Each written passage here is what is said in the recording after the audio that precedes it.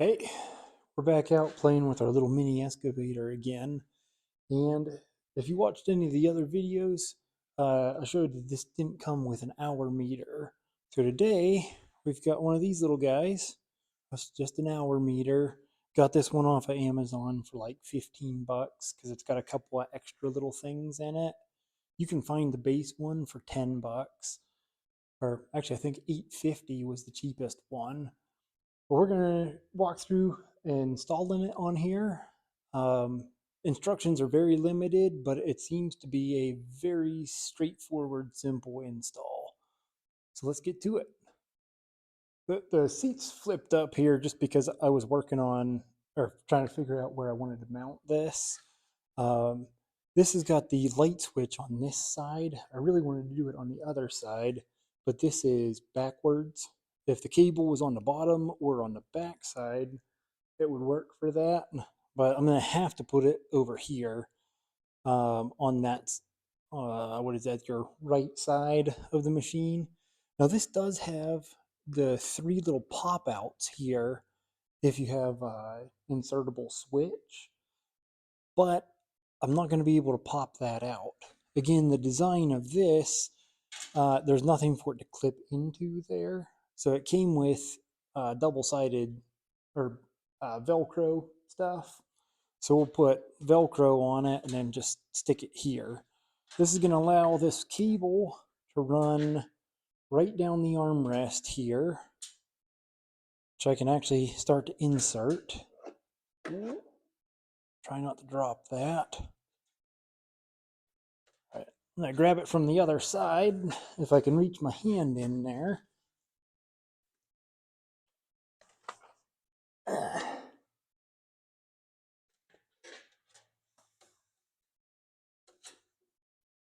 So I'm pulling it out here because we need a little slack on this side of it.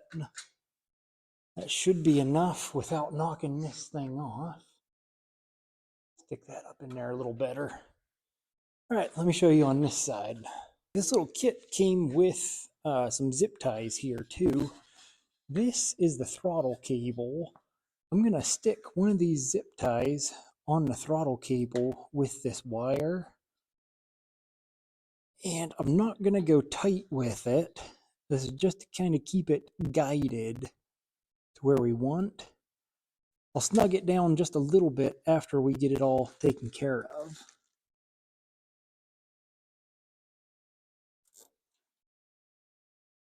There, just a couple of clicks, keep that from falling out.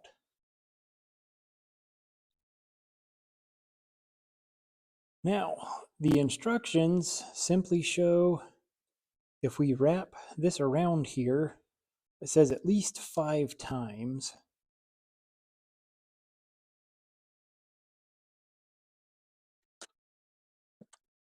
Oh, sorry, I might not have said that. This is the spark plug wire. Right there is the cap of the spark plug. Try to wrap it an extra 1 or 2 times because we've got some extra wire. And hoping that that gives me a better read on it. Okay, so we've got the zip tie started. I'm going to make sure to pinch the end of this and zip tie the crap out of it if I can.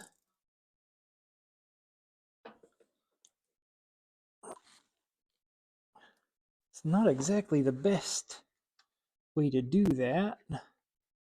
Pull that a little snug. That's ringing up. Tighten our zip tie up in there a little bit. And you can see here, that's several wraps of it on there. And hopefully that's tight enough and will hold it. I think that's as tight as I can get that zip tie. We'll find out here in a few minutes. Okay, here's a piece of that Velcro that it came with.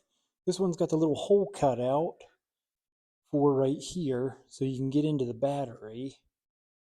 And looks like it's a good fit. Let's go ahead and peel this off. Hopefully it's some good sticky stuff.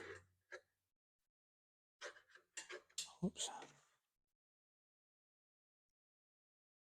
try to line up my battery hole first. Go. Get her stuck on there.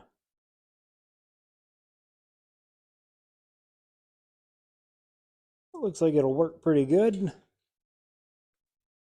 And then this one, it's not a perfect fit here, but I'm just gonna stick that on the flat part and hope that it's sticky enough.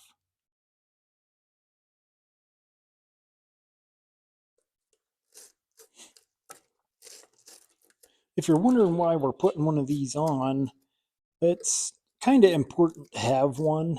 I didn't realize that it was that necessary when I first picked this up. There's a lot of maintenance that actually goes into these little machines, and this just helps us keep track of that. You know, it's like every 8 or 10 hours you're supposed to re-grease it. I think every 25 hours there was something, and then 50 hours you got oil changes.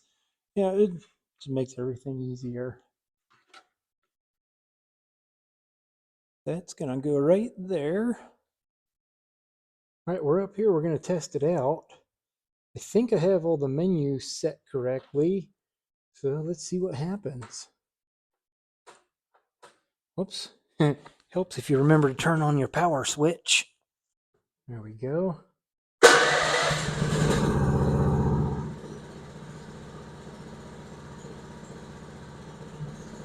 If you could see that in there, the time or the RPM seemed to jump quite a bit. I think that's kind of normal with that sort of really cheap aftermarket tachometer. But again, the important part here was the hour meter, which I'll know if that's working or not here next time I actually run it. Yeah, it probably needs, I think it's 6 minutes in order for it to add up to a tenth, for it to be 0.1. You know, it's cold and snowing out. I don't want to take the machine out in that. But you saw how simple it was. Good luck installing yours. We'll see you next time.